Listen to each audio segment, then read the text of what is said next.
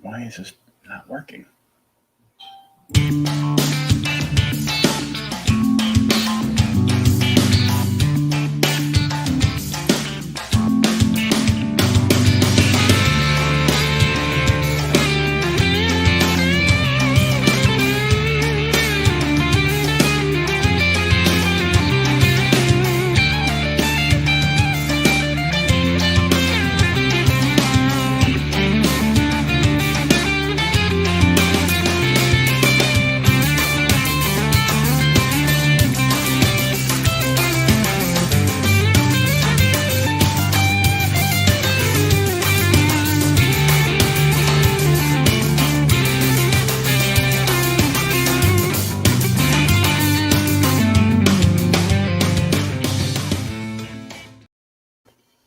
Hey, everybody. Welcome to another episode of Creators Outlet. Our special guest tonight. Welcome back, Michael. Hey, what's up? It's been a while. And you just launched your newest Kickstarter earlier today. That's right. And it is doing quite well from what we saw. Yeah. No, I'm really, really excited. It's, anytime you put stuff out into the world, you're hoping you won't hear crickets. And we're 50% funded, and it's been less than 12 hours. So every time I go into these Kickstarters with the Sire, which we kind of talked backstage about like how much this character means to me, and it was my jumping off point. There's still that fear that people are not going to kind of respond to what you're doing. And so I always keep modest goals, or I set modest goals with the Kickstarters. And this one, I keep inching it up every single time I do one with Sire. I think the first one I did was like 500, and the second was second one was like 750. And then I did a trade paperback one for 1,000. And then, so this one was 1,500. And, that'll pretty much cover my costs for everything, which is awesome. But it's more of a litmus test, and to see we're kind of already halfway there means I'm doing something right. Almost definitely, yeah. Well, like you said, you don't like to launch these things and hear crickets for like the first couple of days. Exactly. No, that is the last thing we want to do. We definitely don't. Kickstarters are mentally extremely draining. Like they are, people kind of see Kickstarters going on. And they're like, wow, I want to get in this because, I'm reaching my audience, and like, I'm skipping the middleman, and I'm skipping the gatekeeper, and, but it's more than just like, hey, I want to put this thing out there into the world. There's so much pre-prep that goes into it that people kind of don't take for, people don't realize. And once you start getting into it, you're like, wow. I've had a lot of people come up to me and they're like, can you give me advice on doing a Kickstarter? Because you've done a few of these now. And I'm like, yeah, you need to build up your social profile. You need to build up your email newsletter. You need to build up your engagement. You need to get into, get used to talking to people online, which, for some people is actually really not hard. I love going to conventions. I love talking to people directly and making connections, face to face. And they kind of come away from the conversation like, wow, that's a lot harder than I thought it was going to be, or that's a lot more than I thought it was going to be. And it is, it really is. So again, to kind of get the response I'm getting so far, now it's day one. Anything can happen, and I definitely don't take it for granted. But at the same time, pretty happy about all that.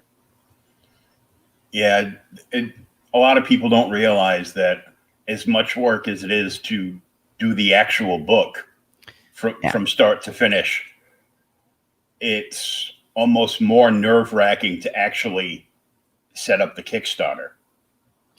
Oh gosh, yeah. I mean, it's this is the first Kickstarter I'm actually feeling somewhat comfortable. And it's weird too, because I've done, I think this is my 6th Kickstarter. Yeah, 6th or 7th, something like that. And I collaborated recently with a good friend of mine, James Massia from Dren Productions, and kind of watching how he does what he does. And he's hitting that next level of Kickstarter. When you start seeing people, earning the $5,000 to $6,000 to $7,000 to $10,000 kind of range, and then obviously there's higher ranges. I mean, there's people going, even further than that. But to see what he's been able to do over the past year or two, it taught me a lot, and it's made me more comfortable doing it. And I think this is the first Kickstarter I'm actually having fun with. Like I went into this rather than dreading all the pre-work. I actually kind of enjoyed it, and that's hey, that's half the battle sometimes. Mm-hmm. is just enjoying enjoying what you do. So I obviously, as you know, I have my own podcast, and we recently had Michael Watson on, who's a good friend of mine as well too, and he's got a Kickstarter going, and we were talking about the process. I just had him on the other day. Oh, there you go. Yeah, Mike's awesome, and he and I were talking about how it was actually like he was getting into like the analytics, and he was getting into all this stuff, and he was getting into the business side, and as a creative. I run my own business, but to get into the marketing aspect, to get into like the data aspect, like, and to actually enjoy it, like he was, you could see the look in his face. Like he was not just grasping it, but he was loving it. And I've always kind of not loved that aspect in terms of mixing like the business and the creative. But this is the first time I'm kind of like, no, you know what? This is, when you do the work beforehand, and you get familiar with the process, it gets easier. Yeah, then you just have to come up with new names for every tier and every stretch goal. And Yep. It's not that. It's what people don't realize is when you set it up, if you're doing a full 30 days, yeah, they want you to set up like this, like 6-month marketing plan for it beforehand, and 30-day Kickstarter. So here's the other thing too that people don't realize about Kickstarter. What's the best analogy for this? It is essentially like this, like buzz, like this fly in your ear, right? Even if you get funded, it doesn't matter, right? Like I could get funded in 24 hours. And hey, grab a beer and celebrate and be happy about it. But then you have the next 15 days, in my case, or 30 days, to then you need to keep doing stuff. And it becomes this constant like, well, how's it going? Well, how's it doing? Am I doing enough? Like you almost feel in no way, and this is the state of the internet right now. I have to actually clarify this statement. In no way am I comparing this to the work that Oskar Schindler did. However, the best analogy I can come up with is from Schindler's List is like, did this watch could have freed more people? Did that Facebook post I could have gotten, 3 more pledges, like you constantly are thinking about it. And yes, that is the sorry state of the internet that I have to literally tell you. I am not comparing Kickstarter work to the work that Oskar Schindler did. But the analogy's there, and it works. It's like, yeah, you have to. It's like a constant fly in your ear. A constant. Yeah, you have to share it out. You have to do, updates to keep connected to the people that have already pledged. You have to keep talking to people like you and me on podcasts. Yep. Posting it and not just the indie groups, but your personal page, and then hopefully fans of yours will once they pledge to it, will share it out on Twitter and Facebook and every other social platform they use, and more people will see it, and you got to get it spreading like melted butter on a lobster. Yeah, no, and it is, and it's a lot of work. But again, in this particular case, I'm really approaching, like, it's weird to say, right? Like when you're creating comics and you're creating stories, you would think it's all just fun, right? Like you just think like automatically like you're having fun, you're doing this stuff. A good friend of mine, Darren Sanchez, though, he works over at Marvel, and he was, he and I collaborated on a whole bunch of stuff before, and we've talked about things in the past where it's like, no matter what you do, right, there's a point where it becomes like a job or it becomes work. I won't say a job. Like a job to me is like the worst phrase you can do, right? But it becomes work, right? And in the past, not kind of knowing what I wanted to do with the character and not knowing what I want to do with the IP, and not having a clear vision, it always made me say, well, I guess Kickstarter, maybe I'll do Kickstarter, maybe I'll dip my toe in it. And then you realize all the work that goes in, and you're like, man, I don't want to do all that kind of work, because you don't have the end goal in mind. When you're kind of like dipping your toe and like, what's the phrase, like half pregnant, or whatever the case is, and in this case, like I'm like deep dive, like I'm jumping off the diving board and like, no, I love this character. I know where the story is going to go, to the point where I need to I want to tell it. And in this particular case, this is the first Kickstarter I'm doing where I'm actually drawing, the whole book. So it's something I've flirted with for a lot of years, and things have kind of aligned to the point where I can actually A, fit it into my schedule, but B, more importantly, do artwork that I'm proud of. And that's a big thing. Like I see a lot of people on Kickstarter, and this is no offense to people, but like I've seen a lot of projects, and I'm like, no, that's where I was 20 years ago. Like in terms of the artwork, like it's not like if they were to submit that to a publisher, the publisher would say the artwork's not good enough to be published. And beauty of Kickstarter is, there's no gatekeepers, but I think we're living in a world with no gatekeepers right now. And quality control is definitely something that is lacking. And then the gatekeepers themselves don't have the same power they used to. And that's, they then become reliant to the system, and it drags them down too. I mean, we see this in news. We see this in, as soon as the news became free on the internet, newspapers shut down. Newspapers, you might sit there and say, well, I don't want to pay for news. Well, it's okay. You don't want to pay for it, but now we don't get real news anymore, right? Like, and I'm not talking about whatever aisle you're on, because both sides suffer from the same problem of not getting all the news. And it's the same thing with creativity, right? It's the same thing with comics, where, okay, great. Yeah, this is great. I can go and connect directly to an audience. I have a concept that works, and I have a concept, and I have a vision for something that's going to be great.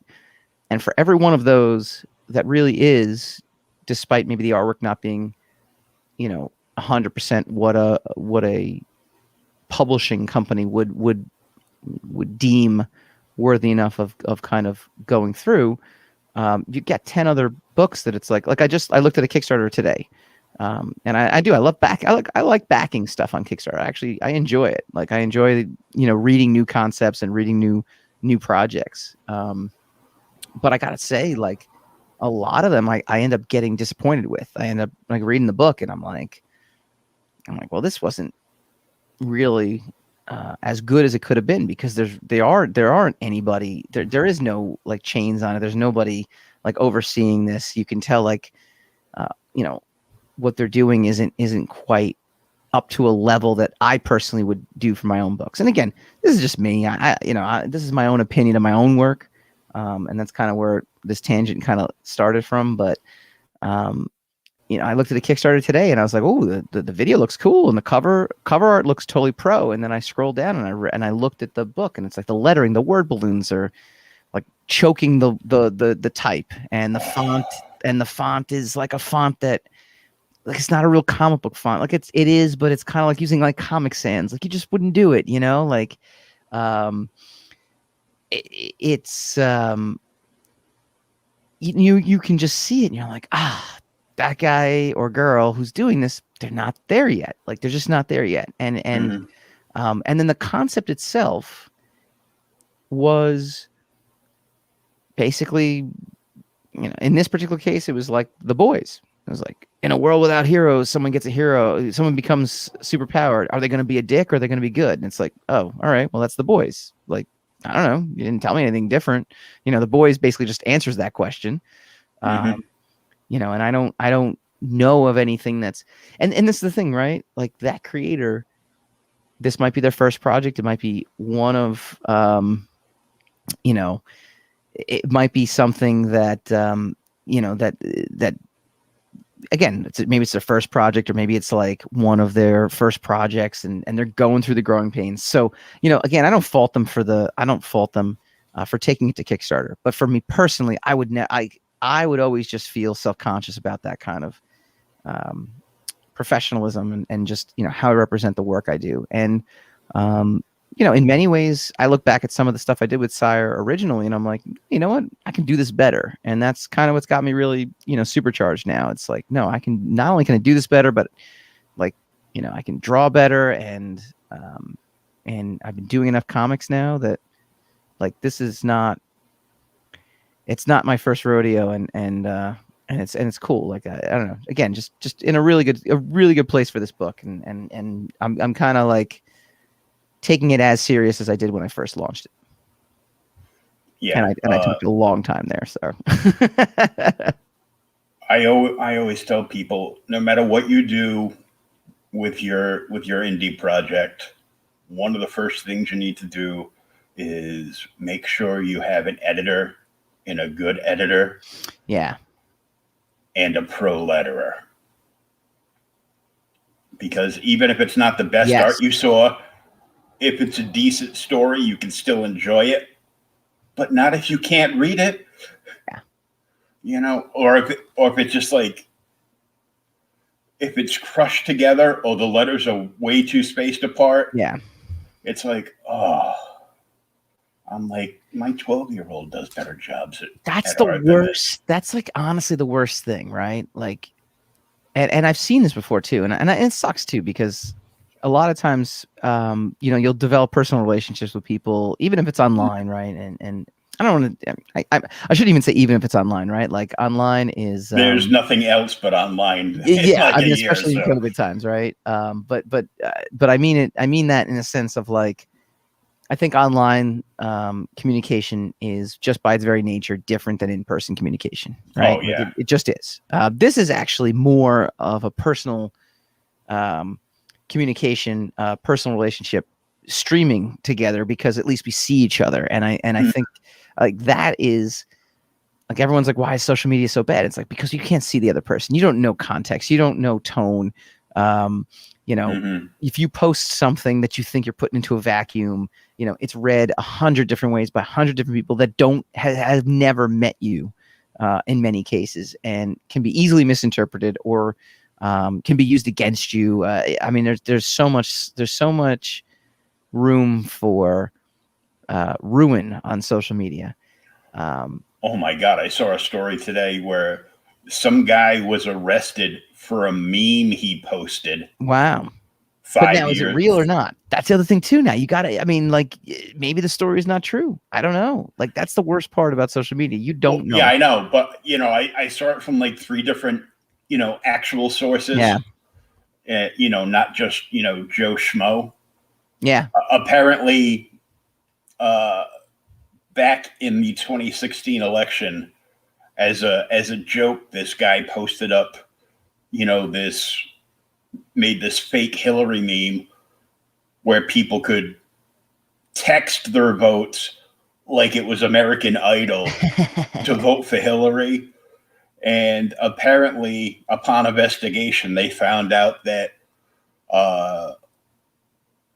close to like 50,000 different numbers texted this thing. All right.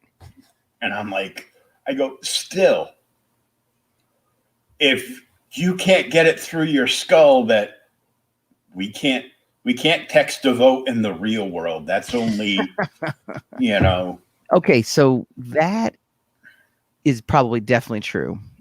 And I got to tell you, it's illegal. Yeah, it's absolutely illegal. Oh, yeah, I know. Without a doubt, that guy deserves to be arrested, because it's not good. And there was another one too, Scam. and I don't know what it was. It was another one, and it was a meme. I don't know what it was about, but it was some guy from Florida. So it was just Florida man strikes again. So I'll just be like, whatever. It was Florida. They probably deserve that too. But definitely, definitely Florida, no good. But when I first saw the headline, "Man jailed for 5-year-old meme," I'm like, what? And then I'm like listening at my door.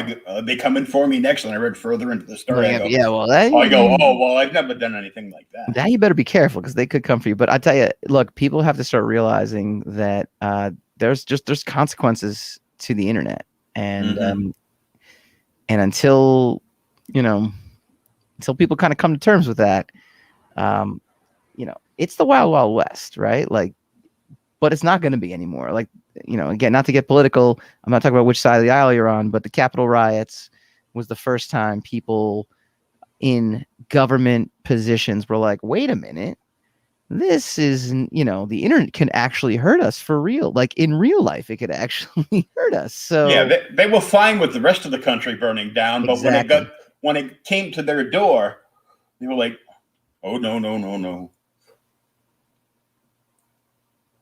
Yeah, no, but then, obviously it came to their doorstep. I mean, and so now, we're living in an interesting, like, crossroads with all this. And again, I love having political discussions amongst friends, amongst people that understand it. So everything I say now has no bearing on whatever side of the aisle, right? These are general conversations. The Twitter banning people from Twitter corporate banning people from their site, raises a lot of questions in terms of, is social media private companies, or is it a communication flow? Is it, what is the definition of this stuff? Because by the strictest definition, Amazon taking Parler off, right? I mean, that's something that, raises a lot of questions. And I think this is the first time people kind of outside, just the internet itself are raising these questions and being like, wait a minute, we got to actually intervene. So it's, I don't know how we got here, but I could talk about this stuff all day. I actually love it. But, but at the same time, I you got to be careful, right? Like I said, like I literally cover myself and be like, I don't mean to offend anybody who, Yeah, well, because, for like the last 10 years, apparently everybody's been offended by everything. I know. America, what are we offended at today? I'm like, look, if you're that fragile, stay in your mother's basement or grandma's basement, or, the back porch of your house, wherever. Because, if you're that fragile, let me tell you something. If you're that fragile for that, the internet is not the place for you. The thing that's interesting to me, and we talked about gatekeepers. Yeah, the lack of gatekeepers and how publishing companies go away, but keeping up the quality of our work, and that's how we got here. But I like talking about this too, right? What I'm realizing, and what I'm kind of looking at, and this is, I'm not, by no means do I have like a unique opinion on this. I think lots of people share this opinion or have brought this opinion up beforehand. There's a great documentary on Netflix, The Social Dilemma, which again doesn't also break new ground with what they're saying, but at least reminds you, because it's from the people who created these social apps, and they're like, turn your notifications off, don't listen to don't go on social media, don't go on the app I created. They don't realize that people are being manipulated, and they're being manipulated on such a level that it's undetectable to the naked eye or the naked finger, the naked thumb, as they're scrolling through their phone. The term woke is an interesting one, right? Like it implies like, all of a sudden we woke up to these things. We woke up to the fact that there's inequality and a need for social justice and a need for this and a need for that. And in many ways, that's a good thing.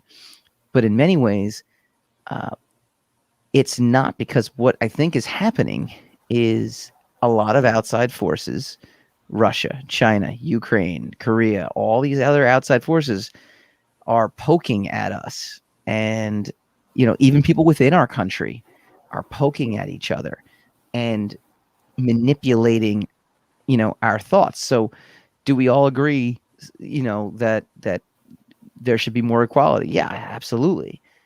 Do we need to be enraged by it every second of every day? No. We need to live a normal life. Now, COVID doesn't help, obviously. I think that plays a role in it as well, too. Mm-hmm. But I think that having, bots and, burner accounts and just in general. Now, let me ask you a question. And this is along the lines of it. I mean, what's your experience on message boards? Like, how far back do message boards go for you? Oh my God. High school. Yeah. So I used to, I was a big Buffy fan, right? And Buffy was the first like message board experience I had. And I remember getting on there and just like the level, and this is before like bots and robots and burner accounts and fake accounts. The level of vitriol and the level of just like nasty behavior was like, I think Willow's going to be the villain. F you, you don't know what you're talking about. You're scum. I'll come to your door and kick it. I'm like, whoa, geez, guys, like settle down. Like we're on a Buffy like message board here, like talking fan theories, or like, don't give me this, like, and because people act differently, Keyboard warriors. Yeah, and that's the thing, right? That's people act differently when you don't have to be face to face with somebody. Like what people would say to my face, or even again through streaming or whatever, totally different than oh, my friend is telling me I'm very engaging. That's good. The level of people just act differently, like on social media than and on message board. And so basically social media is just message board culture brought to the mainstream. And now we're living in it. And again, I don't know how we got here from Kickstarter, but it's like I'm like the Capitol riots made me legitimately worried for the state of humanity, because I never thought it would cross that line from virtual to real. And again, I'm not talking about anything political, just the fact that people could mobilize on the internet, become enraged on the internet, become, coordinated and piped into, and, everything can be kind of like blown to this unbelievable proportion. It's a scary prospect. It's a scary prospect right now. But hey, we're making comics, so that's a good thing. Yeah. And, because we need this divergence. And you've been doing this since, since sixth grade. So. Yeah. Yeah, no. And then,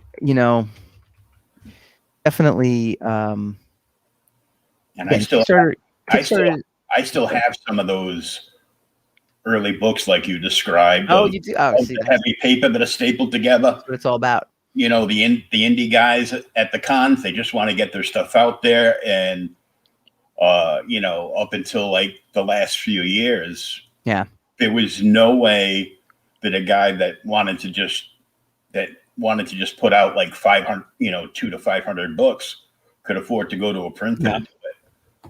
So what's interesting? So with this Kickstarter, to get it back to comics, I'm doing something I never did before either, which is this is technically issues 11, 12, and 13. But I never actually put out any of the single issues. Now there's a reward where I will literally print up a small short run of single issues if you want to read it in floppy format versus trade format. And I had a backer for that already, like, which I thought was kind of cool. And it kind of like justified, why I ended up doing that as a reward. Right. But this is the first time I'm basically just, instead of kickstarting single issues and then kickstarting a trade, it's a lot of work. And again, I'm not opposed to the work, but I almost kind of said, it's not worth the extra energy to do all this because of so much, like so much work that goes into it. And kudos to the people that do it. But there's a writer called Pat Shand, and with his books, that's what he does. He does the trades. He does the Kickstarters in volumes, and then he releases digitally. He goes in Comixology. He releases them digitally in Comixology. He might do short run prints if he wanted to, but he won't. But really, there's no. And again, not to sound like a businessman, but there's no money in the floppies anymore. There just isn't. Not unless you're Marvel and DC, and people are coming to the comic book stores, every week to pick up their new comics. I remember doing Sire back in the day. Our first issue sold like 2,000 copies, which for an indie book back then, that's a lot. Yeah, it was a lot. It's 2006. I did a lot of legwork. Issue 2 came out, immediately sold 1,000. And then issue 3 sold, I think, like 800. And those were the initial orders. And then I got some reorders, and life was good. And then I did a second miniseries. I sold like 1,200 of the first issue. But then immediately it was like 600. It immediately cuts in half. Because a comic book store is not going to order something they don't know if they can sell. They'll buy an issue 1. And if they get a demand, they'll ask for an issue 4. You wouldn't get anything until issue 4. So, keeping along those lines, I'm like, you know what? Let me do essentially the next 3 issues. I gave myself a 6-month window. It's 2 pages a week, which is totally doable, of getting this next volume out, and it'll be a trade. And even at the shows, I don't sell single issues at conventions. No one wants the single issues. They want the first issue, and they want the trade. So I figured with this Kickstarter, why not give it to them like that? Well, they want the issue 1 because they figure that's a key if it's an issue 1 of a new book and a new character. Mm-hmm.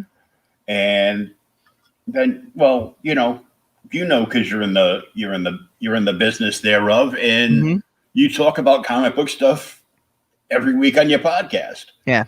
And along with movies and TV and all kinds of other cool stuff on the geek realm, of course. Yeah.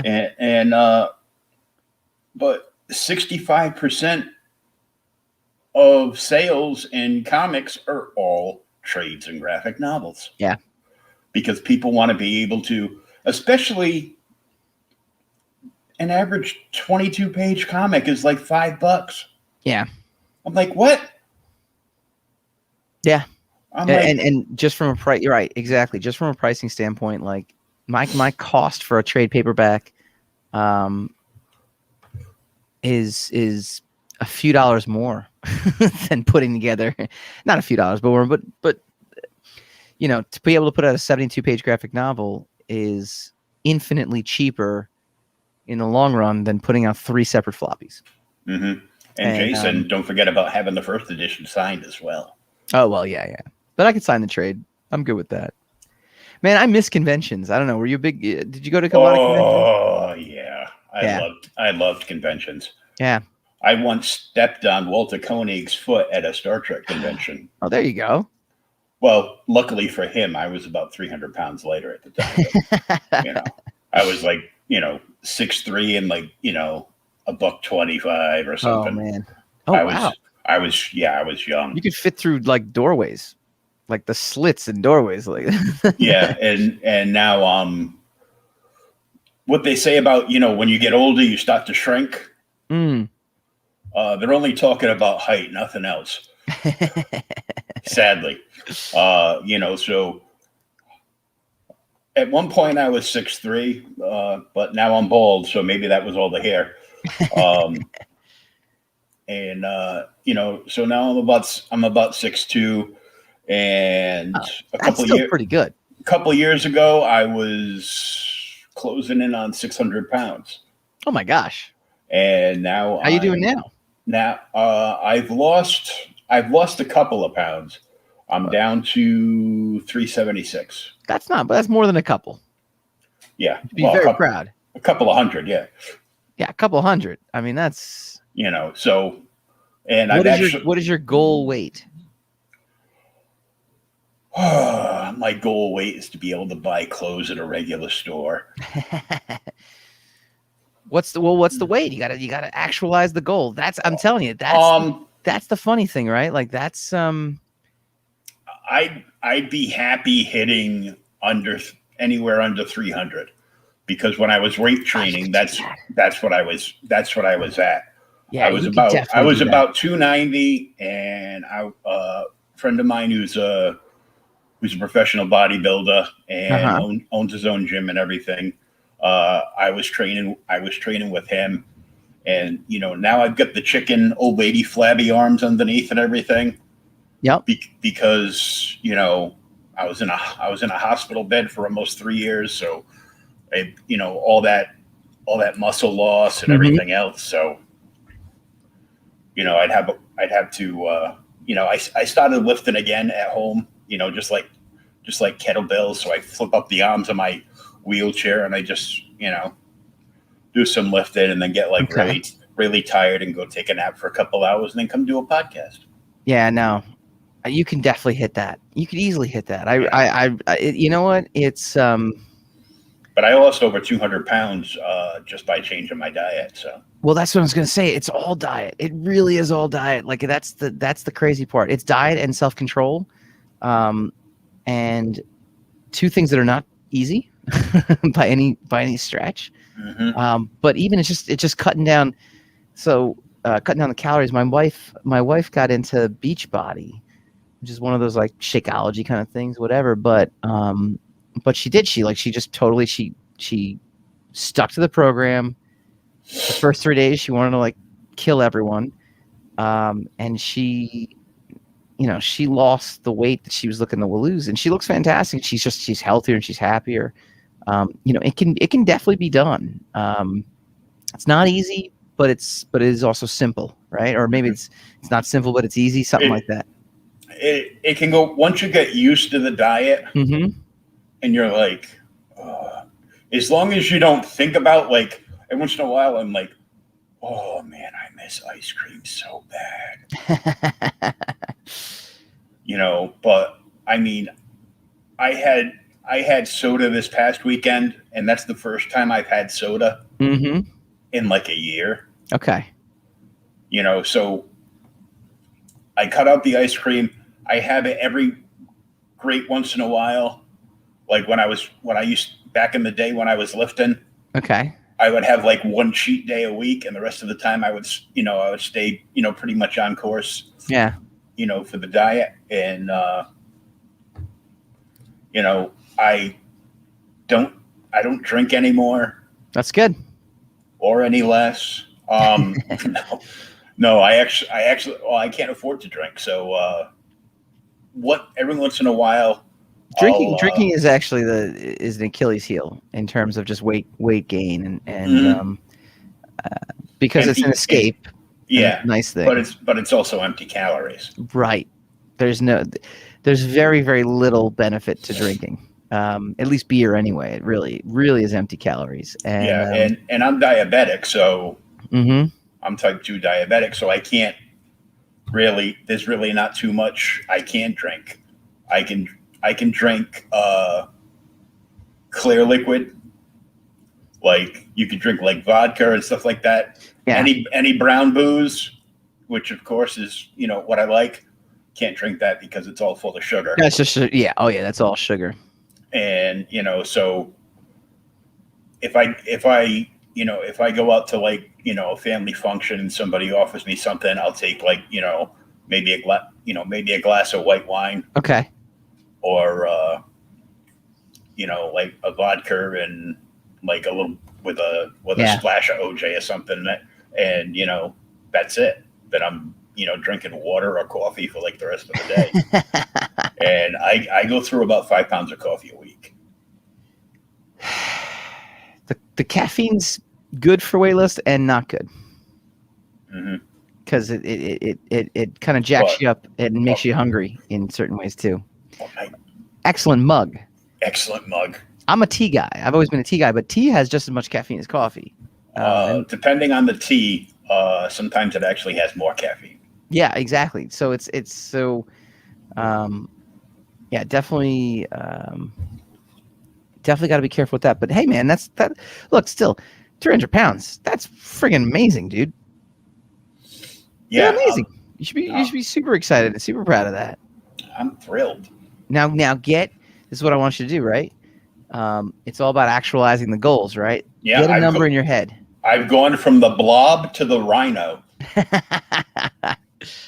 Get the next number in your head, and work toward that, because I think that's good. Like, it's yeah, it's especially right now. Yeah, I'm hoping to hit by this Christmas. I'm hoping to hit a little under 3. You could do it. You know, the next time I'm on the show, I want you to be on your way. I'm going to hold you accountable. I'll be your accountability coach. Okay. Look at me.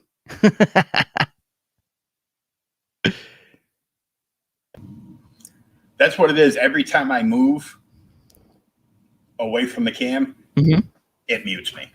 Ah, interesting. Well, you're not muted. You're good. Try to grind your own coffee beans. Totally different taste. Oh, okay. See, now where are we on Facebook? I see the comments coming in, but I don't see where Facebook. I went to your page. I don't see it. I want to see it. Right now, we are streaming on the Outright Geekery Facebook page. 22,000 followers. Yeah, where is that now? What is it called? Outright Geekery. Outright Geekery. All right, I'm gonna find this here. Why didn't you tell me that? I would have been on there. I like chatting. I like the live experience. I miss it too, actually. We're on Outright Geekery's Facebook page, and they have a Facebook page and they have a group. So it's the page you're looking for. I don't know. I think I'm on the group. No, I think I'm on the page. Oh no, it's a group. It says sign up. Where's the actual? There's Patreon, Outright Geekery. Where are we? Where can I find this? I want to. Okay, well, I'll do this. Look at you. Do it. I'll do this. Watch this. Boom, boom, boom, boom, boom, boom, boom, boom. Why am I doing the Jaws theme song? That's just I thought it was very appropriate. Yeah. Well, I'm hunting for something, so yeah. Right. Totally. Hey, we're 26 backers. All right. We are officially. Right. We are almost halfway there. We a $1,500 goal, 701 on the first day. God, that's just awesome, man. Like, it really is. Like, that is. Now, here's a funny thing you might be finding with some of your guests who have Kickstarters. Tons of digital backers. Like, at least half of my backers digital. Yes, and John Barrett is over on my own YouTube channel over at Creators Outlet on YouTube. So this is going to YouTube. There we go. Yep. Hello. All right. I like to see. I like. So we used to do radio. Oh, hello, Sire Studios. We used to do a live radio show, and it was cool because we would see the comments coming in and we would do it. Podcast is cool, but it's totally like we comment separate from the show, because the show is more about recording the podcast, and I kind of miss that. I like the idea of the live stream, and I think a streamer seems to be pretty good too. Yeah. There we go, Jason Mirando. Boom. The only thing that got me about them is, like I said the other day, when they decided, well, if we switch the audio download to MP4, it'll be faster. Yeah. Yeah, and then nobody can use the audio on their podcast platforms afterwards. Oh, so they the girl was very nice that I spoke to. She had StreamYard's tech team. I sent them an invite to yesterday's episode. Okay. And so they had the code for it, and they went in and they recoded the episode for me and sent it as an attachment in a downloadable email so I could fix yesterday's thing. And they put on a ticket into their tech teams about the issue I was having, and be like, if people want to download it and they don't care, they just want to listen to it separately. Yeah. That's great. Just make it a drop-down bar. Yeah. Just make it a drop-down menu. It's like, It's weird. I feel like StreamYard is one of those Zoom-like companies that all of a sudden were like, holy crap, there is a huge demand for our services now. Mm-hmm. Zoom was funny. So we moved from the radio show to doing Zoom podcasts, but this was before COVID. This is like a year before COVID. Mm-hmm. I got turned on to Zoom and I loved it. I was like, wow, this is like, somewhere there's crickets chirping where Skype is. And, and I was like, this is great. And then all of a sudden I should have invested in Zoom stock when COVID hit, but who knew? And now there was Zoom bombing. Now I have to use passwords. Like it's still my preferred choice to do it. But now I look into something like StreamYard, and now like everyone in the Kickstarter comics community is just doing StreamYard, and it's fascinating to me. I don't know, like it seems pretty easy, and it seems like you do a lot with it. So I pay. I got the mid-level one, so I pay like $25 a month. Okay. So I have like extra stuff, and I don't have the duck up there. You know, above your head is the logo for the NSC Live Roadshow, which I am part of. So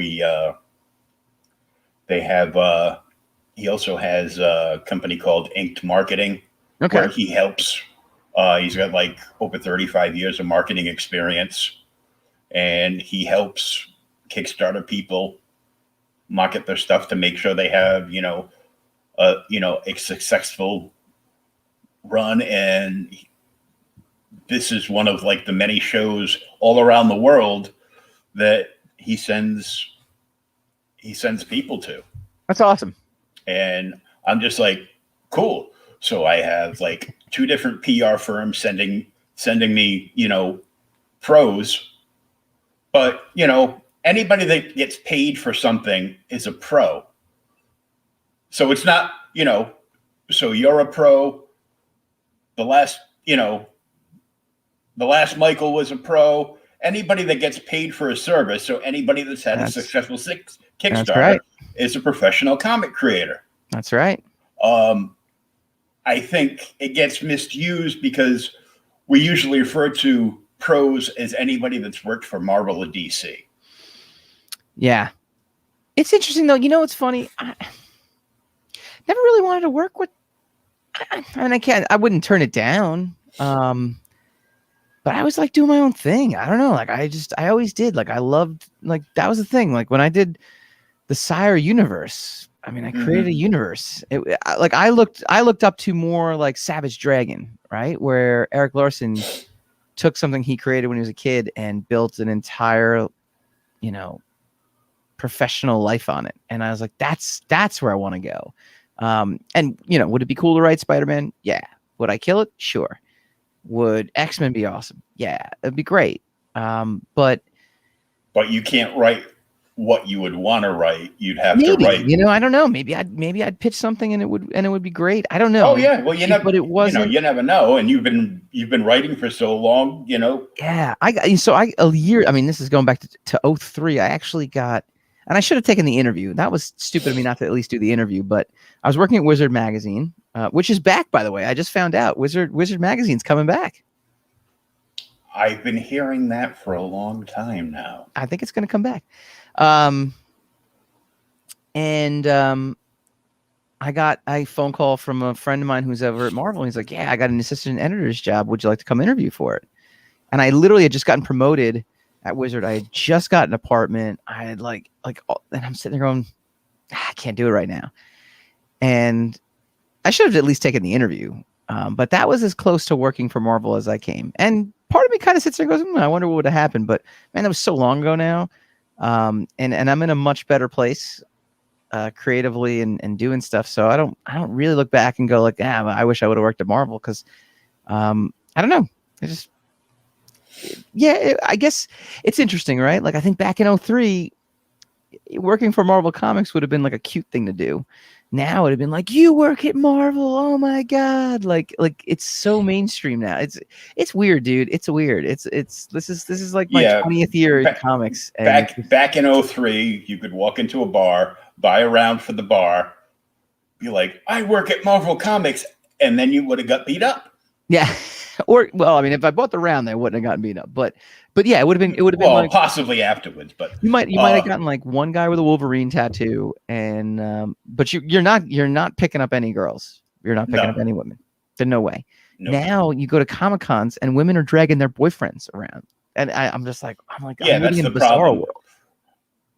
No matter what, as a geek, you can't win. It's either the hot girls are dragging their boyfriends around because the MCU. Yeah, I know. It's amazing now. We know, sadly, even though I'm a DC fan, it's not the DC Universe movies, and no, not right now. It is definitely not. But hey, aloha, Tim, my buddy Tim out in Hawaii. Hey, all right. Hawaii. How warm is it in Hawaii right now? It's got to be pretty good, right? Is it always warm in Hawaii? Is this a stupid question? I don't even know. I think so. Tim, is it warm today? It's probably like 85 out there or something crazy. Man. And it's late here, so he's probably either having dinner or hitting the tea house or something out there. I'm going to tell you right now, though, the winter time in New York. I'm in New York. Mm-hmm. We're East Coast too. The winter time will show you what kind of person you are, because I tend to actually be in the best shape in the wintertime, which you would think is counterintuitive. And I also tend to be the most productive, which basically means I get distracted very easily by warm weather, food, and booze in the summertime. Yes, it's 77 and it's 6:06 p.m. there. Oh my gosh. You're eating dinner now. And Jason says, hey, WNY here. I don't know what's WNY. What does that mean? Western New York. Western New York. Okay. I'm just taking a guess here. If that's the case, that is basically like daytime in Hawaii was 85 with a nice breeze. Oh, you son of a gun. I liked you for a second, Tim. No, I don't as much. What is he doing out in Hawaii? Jason's in Buffalo, by the way. Buffalo. How much did it snow today in Buffalo? That is permanent winter. Yes. I went to college in Syracuse. I know. Oh, my God. I just have a friend who bought a house in Syracuse. We kept yelling at him, like, why would you buy a house in Syracuse? He's like, well, Amazon just moved there. It's going to be big for business. And we're like, dude, it's going to be cold and awful. Come back home. the two biggest things in Syracuse, of course, are the university. Yep. So you got to get behind collegiate sports, and not that much, in my opinion. So a foot. No, you get used to it by then. I had friends who went to Oswego, and they used to have the underground tunnels just to get around. Like a snow day. A snow day for them would have been like a blizzard.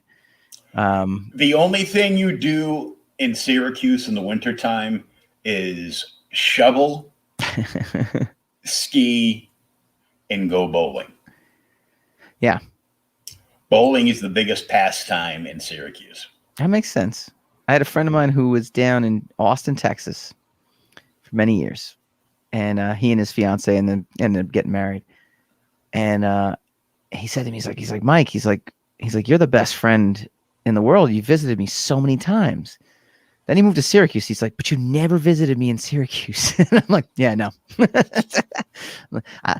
I love you and I love visiting, but I ain't gonna visit you in Syracuse. This is too far up for me. Buffalo's a fun town, by the way, Jason Mirando. Yeah, like a foot. No, don't forget about the Bills. Western New York's fun. It's fun to visit. I don't know. They came so close to the Super Bowl.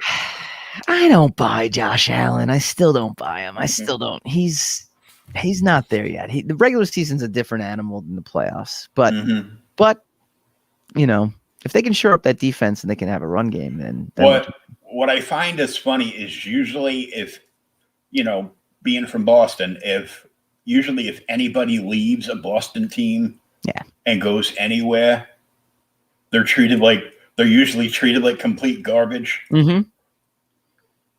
Better than what we had, yeah. But no deny. Hey, look, because it's Brady, all of a sudden everybody in New England became Tampa Bay fans as soon as New England was eliminated. Well, let me tell you right now. So I'm a Jet fan, right? So I'm sorry. Jason, you guys are way better than us. I still think we had the better quarterback when we both first came into the league, but our system destroyed poor Sam Darnold.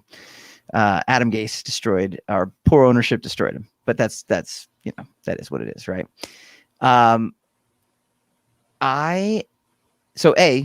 Props to the Buffalo Bills.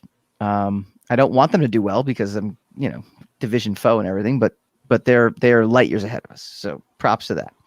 To Tom Brady, I've been rooting for him the whole playoffs. I have no problems rooting for him because that will stick it to Bill Belichick, and I will be very happy about that. Like all of a sudden, they're, see Josh McDaniels getting any head coaching interviews? No, his system. Yeah, I've seen his system. His systems in Denver was terrible. Bill Belichick's not a 500 coach without Tom Brady. Mm-hmm. I've always been saying that. Even the year that Brady was injured, they're like, well, Bill Belichick's a great coach. He won 11 games. I'm like, yeah, but the year before with Brady, they won 16. So, Mm-hmm. I don't know. And look, I'm not saying he's not a great coach. He's obviously a great coach, but I think we all kind of can see now why he was such a great coach. Because quite frankly, if it wasn't for Mo Lewis knocking out Drew Bledsoe, Belichick wouldn't have been there. He just wouldn't have been there. And then who knows? Just this season, Jason? This season was especially grueling for the Jets, by the way, because when it was clear in week 2 that we were not just bad, but incompetently bad from a structural coaching position. It's one thing to be well, your players just aren't very good or they're hurt. We had a lot of people that were hurt. A lot of teams did. They didn't look as bad as we did, right? Then they started losing, and they lost at a rate where all of a sudden you're sitting there going wait a minute, we could get Trevor Lawrence. Holy crap! Finally, this could actually work out in our benefit, and we got to win two games. So, I became a Jacksonville Jaguar fan midway through the season. I was rooting for them to win so bad every week. They didn't do it. It's funny because I remember a couple of years ago where the Jets made the news because their fans in the stands at the games were booing them off the field. Well, thank God there were no stands. Yeah, thank God there were no fans in stands. I mean, that would have been interesting. That would have been interesting. But when I was a kid, your team had a good player. You had Joe Namath. I remember it because I had the Mego figure. That was definitely, yeah. Everyone. So here's the thing, right? For me, I had Chad Pennington, who was actually a great quarterback. His body just gave out on him. And I also, we knocked Mark Sanchez, and rightfully so. But he's the only one of the only rookies to ever go to the championship game back-to-back years, the rookie season and second season. I mean, we had some success followed by just awful decade. Even though KC beat us, I'm actually rooting for KC, but that's because I have family out in KC. So, and I have one cousin who actually lives in Canada. Mm-hmm. Her and her young son Thad live in Canada, but they come down, and her parents live in KC, and two of the brothers, and then the older brother and the older sister live out here in Mass, and a couple of different towns. And so when they go visit, when she goes to visit mom and dad with their son before school goes back in, for the Christmas break, yeah, they go down there, and they're both wearing like KC gear and kicking their feet up, watching the game. And there's like an entire like photo album every year, like at least 100 pictures for, you know, football photos. Cause there's none in Canada.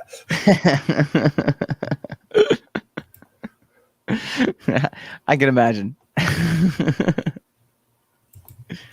But I want to just take a quick look at the Kickstarter's rocking and rolling. So we just refresh and boing, boing, boing. 701, 26 backers, 14 days to go on this.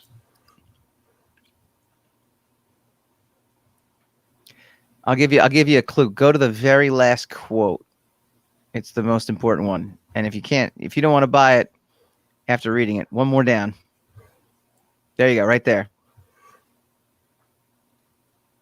Michael Dolce is a wonderful human being, and everybody should buy the Sire, Mike's mom. Man, that's a Juan Epstein note if ever I saw one. If you can't back it after reading that, you have no soul. Yeah. And it's a trade with 3 issues in it, which of course is the best way to get it. Yeah. The link for it is right in the chat at the very top. If you've fallen behind, there's the Sire Volume 1, 2, and 3 digital special for $20. Yep. $25 for the early bird, which is good for today. Yeah. Oh, and that digital special goes up to 25 after today too. Okay. So definitely, yeah, jump on that. You save $5. Save $5. Digital special for today. Mogpok variant early bird special. Yeah, she killed it. She killed it on the cover. If you want to scroll up just a little bit, you'll see the cover with 2 of the characters, JJ and Shatter, and that's yours, right? No, keep going up. You'll see it. There you go. This one? Yeah. I call it the Ladies Who Lunch cover, and it's she just knocked it out. She did a great job. It's a good variant, but it's cool because there's kind of like a side storyline going on between these 2 characters, and it all kind of comes to a head in issue 3 of the story arc in this particular trade. So, oh, cool. Yeah, it's good stuff. So there's all kinds of various covers, and you can be drawn in the comic. You can also buy every single book I've ever made. That's one of the rewards, and I can actually draw you. Scroll down a little bit to the rewards if you can. Not through the rewards, but scroll down on the. On this page, on this side. Yeah, keep going down to the actual rewards. You'll see. Keep going. Keep one more. There we go. Right there. Oop. Up a little bit. Up a little bit. Up a little bit. Get drawn as your favorite character. So that is a commission I did for somebody. A friend of mine. I drew him and his kids as Toy Story characters, and his son as the Hulk. And I'll do that for you as well too. It's $100 pledge. You get your choice of the cover, so you get a book and you get an amazing sketch that you guys can always have. So, and like I said, pretty proud of the artwork. Finally, I'm looking at my own artwork and I'm like, yeah, okay, like I can do this. I can do this in high quality. And another limited special is you can own the entire Sire Studios library for $200. Right. Yep. Which is a lot of books. Yeah, it is actually. And look, and the Rogue Wave podcast. There you go. I've been a guest in the chat of the Rogue Wave podcast.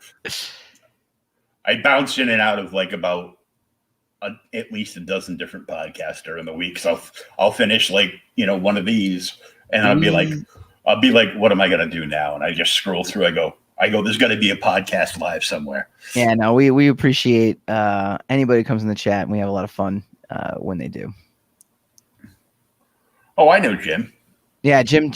So Jim and I go way back. We actually used to play football on Saturday mornings in the fall Like, I mean, again, this is going back 20 years ago. And he kindly donates his artistic talent to the Sire. He's drawn every single trade cover. And he killed it on this one. So he's got the standard cover. It's a character called Thomas Fireheart, also known as Perilous, who has these like shock powers, and he has leveled up since the Sire has last seen him, and that kind of kicks off this volume. Oh, cool. After looking at it, I want, I'm like, even if you haven't read any of the prior issues, it's worth it just to buy Mog's cover. Yes. Because, oh man. It's not bad, right? That was hot. Yeah. And I worked in nightclubs for 35 years. Let me tell you. Her work has actually been seen in the Game of Thrones DVDs. She's done she did a lot of commissions and stuff for that. So, oh, cool. Yeah, she's definitely up and coming. She's awesome too. She's a terrific promoter too. She really does a great job too. So it's good stuff, man, all around. Oh, awesome. Why don't you let everybody know where they can follow you guys on social media? Yeah. Instagram and Facebook is Sire Studios. Twitter is Sire_Studios. You can go check out the Rogue Wave podcast. Rogue Matter is a big thing. I'll definitely come back on again in a few months to talk to you about Rogue Matter and what we're doing at that company right now.